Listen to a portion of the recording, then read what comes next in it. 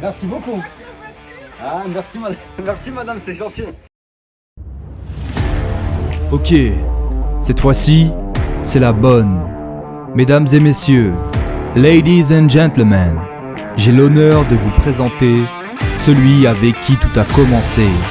Alors installez-vous confortablement, profitez, buvez un thé, c'est parti pour cette nouvelle vidéo. Yeah!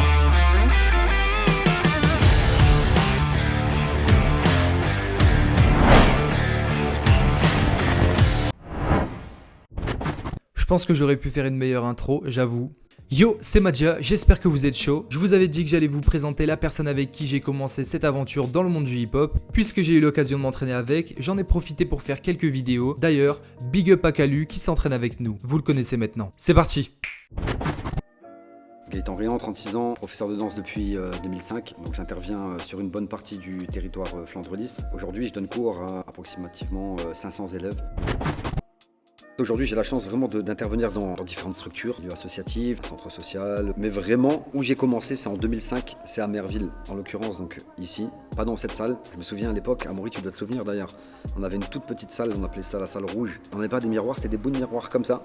On pouvait juste voir le visage ou la main, ou voilà. Je dois avoir des clichés justement à la maison où tu as commencé avec moi. Tu devais avoir, je pense, c'était 6 ans, je crois, 6 ans, 7 ans. Ouais, 7 ans. 7 ans, et aujourd'hui, t'es majeur, quoi, tu vois. Ça me donne un petit coup de vieux quand même, ça. Et j'ai des dossiers sur Amaury, il veut pas vous les montrer, moi je vais vous les montrer. Et en fait, avec le temps, comme on a réussi à faire perdurer le mouvement ici, et on a réussi à avoir quelque chose de beaucoup plus conséquent, en l'occurrence cette salle où on tourne aujourd'hui. La suite logique des choses, c'était d'aller chercher un peu plus loin, un peu plus haut. On a créé notre structure qui s'appelle Original Conception, et j'en ai décliné récemment une compagnie avec 8 interprètes dedans. Et après, ce qu'on a pu faire aussi, en plus de tout ça, c'est faire des partenariats avec des lycées, en fait, hein, faire des projets vidéo avec des élèves danseurs ou non danseurs, où on vient apporter vraiment une thématique, quelque chose de fort.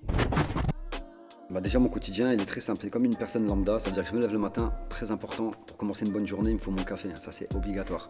S'il n'y a pas de café, il n'y a pas de bonne journée. Après, je fais une petite séance sportive parce que c'est important. J'estime que quand tu encadres à travers des activités physiques et sportives, tu te dois d'avoir une condition physique. Et après, sur la journée, je m'attelle à tout ce qui est en cours. Parfois, j'ai des projets pro, des projets artistiques. En fonction de ça, j'ai de la préparation ou pas. En fin d'après-midi, je me dirige vers mes salles de danse respectives où je retrouve mes élèves et pour un moment cool, tu vois, un moment où on danse ensemble et voilà. Pour moi, le rôle d'un professeur de break, c'est de faire découvrir dans un premier temps notre belle culture qui est la culture hip-hop, d'accompagner dans l'initiation, dans le perfectionnement, dans la progression. Et surtout aussi, important, c'est cette notion de partage, la transmission de prof à élève et d'élève à prof. Le rôle d'un professeur de danse, ce n'est pas que dispenser des cours. Moi, je voulais aller chercher beaucoup plus loin que ça. Et en l'occurrence, commencer à construire avec ces mêmes élèves des projets. En 2017, grâce à l'autofinancement, on a eu l'opportunité de partir à un groupe de 19 personnes découvrir le berceau de la culture hip-hop, donc à New York. Et tu sais, ce jour-là, quand tu vois dans les yeux de tes élèves des petites étoiles, ils sont émerveillés, tu te dis que tu travailles pas pour rien et que cette continuité, un jour ou l'autre, elle paye. Actuellement perdu entre les études et la danse, je me devais de poser les questions suivantes. Personnellement, je suis dans une période où j'ai beaucoup d'opportunités par rapport à la danse. On me propose de plus en plus de donner des cours, de faire des stages. On me sollicite pour des projets culturels. D'ailleurs, il y en a un gros qui arrive dans pas longtemps. D'ici octobre, c'est dans longtemps. Le problème, c'est que toutes ces activités prennent énormément de temps et avec les études, ça paraît un peu incompatible. J'ai l'impression que j'arrive à cette période de ma vie à laquelle je vais devoir faire un choix. Et ce choix, je pense qu'il va déterminer mon futur. Et franchement, ça fait peur. En tout cas, même si je trouve ces questions beaucoup plus personnelles, je pense que certains d'entre vous peuvent se retrouver à travers ces réponses. Que vous ayez une passion pour la musique, la danse, les animaux, les igloos, bref, il fallait que je vous les partage. C'est une très très bonne question. Si tu veux, je commençais déjà à danser au collège. Et en fait, en troisième, on te demande justement c'est quoi tes ambitions au niveau professionnel. Parce que j'ai répondu au personnel enseignant, à mes parents, je leur ai dit que je voulais danser. Et c'est vrai que sur le moment, ça n'a pas forcément fait plaisir. Mais au final, avec le temps, j'ai réussi, en parallèle des études, à m'impliquer au maximum dans mon projet artistique. Au jour d'aujourd'hui, je t'avoue que quand je discute avec ma mère, elle me dit « T'en as vraiment fait qu'à ta tête, hein, mais au final, t'as réussi et puis je suis fier de toi. » Donc ça me fait plaisir. Déjà, je vais te dire, c'est une satisfaction. Je suis passé vraiment par des galères au début, forcément. Toi qui connais aussi un peu le milieu artistique.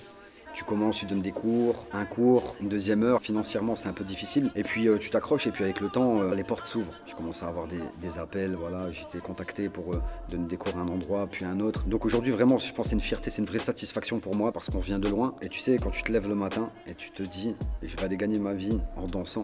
chose que tu veux faire depuis des années. En te remémorant un peu le passé, tu te dis que tu as réussi à le faire, c'est que du bonheur. Il y a tellement un échange positif avec les élèves, tout le monde est là pour la même chose, se faire plaisir et danser.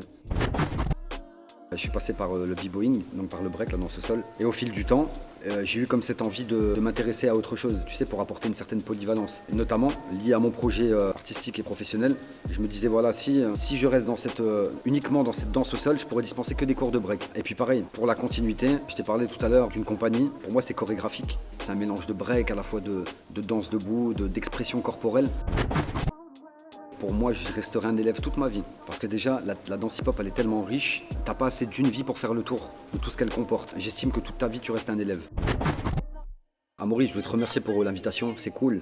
Tu sais, on a débuté, c'était dans le sens prof-élève, et là aujourd'hui c'est toi qui me démarches pour un projet. Ça rend fier, donc c'est bien, c'est cool. Félicitations à toi, t'entreprends plein de choses. Big up aussi à Original Conception, donc toute la compagnie, tous ceux qui sont pas là aujourd'hui.